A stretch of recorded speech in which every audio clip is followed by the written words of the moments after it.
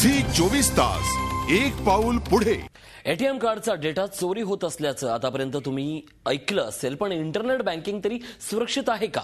इंटरनेटच्या माध्यमातून तुम्ही तुमची माहिती सुरक्षित ठेवू शकता का, हे आम्ही तुम्हाला दाखवणार आहोत। पण त्यापूर्वी इंटरनेट बँकिंग निष्काळजीपणे हाताळल्यास त्याचे कोणते परिणाम होतील हे तुम्हाला पाहणं अत्यंत गरजेचं आहे।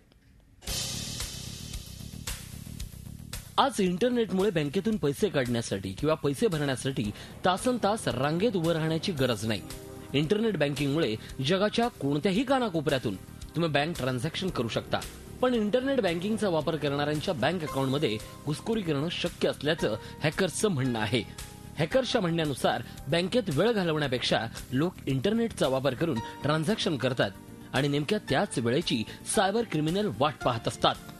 आज जगभरात इंटरनेटचा वापर करणाऱ्यांची संख्या दिवसेंदिवस वाढत चालली आहे। त्याचबरोबर इंटरनेट बँकिंगचा वापर करणाऱ्यांचा आकडाही वाढत चाललाय। एकीकडे इंटरनेट बँकिंगचा वापर करणाऱ्यांची संख्या वाढत असतानाच दुसरीकडे इंटरनेट बँकिंग पासवर्ड चोरी होण्याच्या घटनाही वाढल्या आहेत। तुमच्या बँक अकाउंटची माहिती कशा पद्धतीने चोरी होते हे आता आम्ही तुम्हाला दाखवणार आहोत। काही लोक दिवस रात्र कॉम्प्युटर समोर बसलेले असतात, त्यांची नजर इंटरनेटवर होणाऱ्या प्रत्येक घडामोडीवर असते। जेव्हा तुम्ही तुमची इंटरनेट बँकिंग साईट सुरू करता तेव्हा तुमच्या कॉम्प्युटर स्क्रीनवरच्या प्रत्येक गोष्टी ती व्यक्ती पाहू शकते। दुसऱ्या व्यक्तीच्या कॉम्प्युटर स्क्रीनवर काय सुरू आहे हे पाहता यावं यासाठी काही सॉफ्टवेअर तयार करण्यात आले असून आज इंटरनेटवर असे अनेक सॉफ्टवेअर उपलब्ध आहेत। आपल्या कॉम्प्युटरमध्ये कोणाला घुसखोरी करता येऊ नये यासाठी सिक्युरिटी सिस्टीम लावली जाते, तसं सॉफ्टवेअर टाकलं जातं। मात्र कॉम्प्युटरची सिक्युरिटी भेदणारे काही सॉफ्टवेअर उपलब्ध झालेत। विशेष म्हणजे त्याची कॉम्प्युटर वापरणाऱ्या व्यक्तीला जराही खबर लागत नाही। हॅकिंगचं हे चक्रव्यूह भेदण्यासाठी आम्हाला एका हॅकरची गरज होती।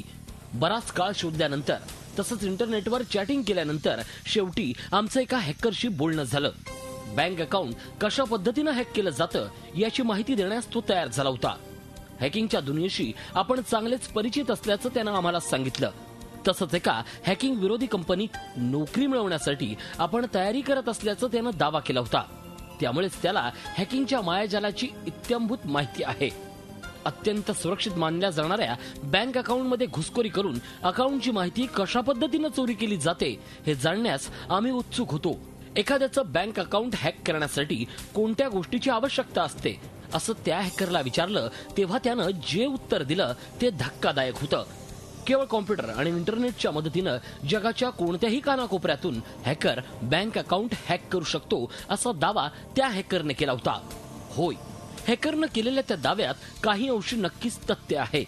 इंटरनेटच्या माध्यमातून कोणत्याही बँक खात्यातून रक्कम काढून घेतली जाऊ शकते, पण ती चोरी कशा पद्धतीनं केली जाते हे जाणण्याची आम्हालाही उत्सुकता होती। झी 24 ताससाठी प्रशांत देव, दिल्ली। झी 24 तास एक पाऊल पुढे।